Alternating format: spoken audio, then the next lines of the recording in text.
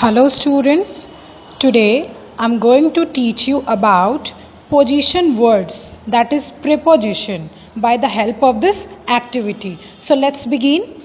See, this is a toy, okay, and this is a disposable glass, okay. So what I am going to do, you have to watch it very carefully. I am using this disposable glass to put it up the toy. So now what you can see, अब आपको क्या दिख रहा है, ये जो toy है ये इस ग्लास के, डिस्पोजेबल ग्लास के अंदर है, अंडर द ग्लास. तो ये जो वर्ड अंडर है ना, that is under. See, under, this word under is a position word. ये इस टॉय का पोजीशन बता रहा है हमें कि ये टॉय कहाँ है. तो अंडर द ग्लास, देखो ग्लास के अंडर है, under the glass. So this word under is position word. ये कौन सा वर्ड है? This is position word. Okay, next.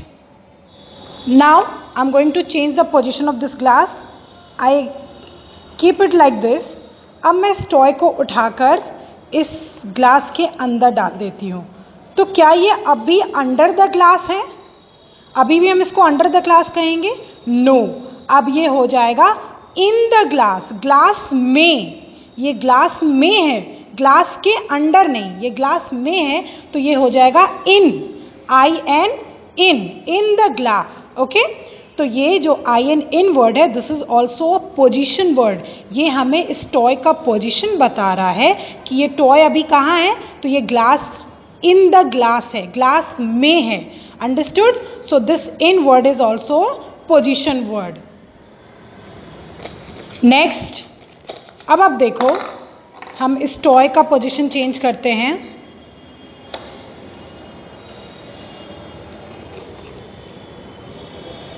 Let's turn this glass. अब हम इस टॉय को उठाकर इस ग्लास के ऊपर ऐसे रख देंगे. अब आप बता सकते हो कि टॉय का पोजीशन क्या हो गया. So the toy is above the glass. अब ये ग्लास के ऊपर है. See the position of the toy. अब ये टॉय कहाँ है बच्चों? ये ग्लास के ऊपर है. So हमने कौन सा वर्ड यूज किया? We used the word above. Above मतलब के ऊपर. ओके, above वर्ड का हमने यूज किया के ऊपर. तो ये above वर्ड भी क्या है? This is also a position word. Next, अब अगर मैं आपको दिखाऊं कि ये ग्लास है, इसके अंदर ये टॉय है और मैंने इसको इस डेस्क पे रख दिया है. दिस इज द डेस्क और इस पे मैंने इन दोनों चीज़ों को रख दिया है. तो आप क्या कहोगे अगर मैं आपसे पूछूं कि where is the glass and the toy? तो you will say the disposable glass with the toy is on the desk. ये डेस्क पर है, ये दोनों चीज़ें डेस्क पर रखी हैं. तो ये जो ऑन वर्ड है, this is also a position word. और ये ऑन द डेस्क है. ये toy and the glass both are on the desk. So on word is also a position word.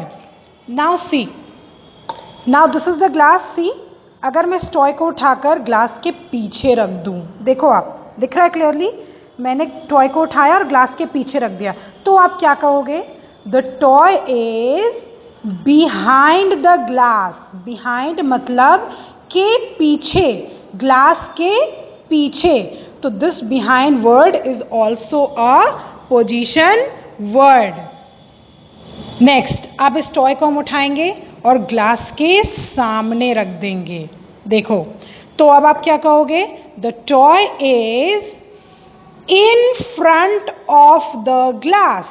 ये टॉय जो है वो ग्लास के सामने है, के सामने. बिहाइंड का मतलब था के पीछे और इन फ्रंट ऑफ का मतलब होता है के सामने. ये टॉय जो है वो ग्लास के सामने है. And in front of is also a position word.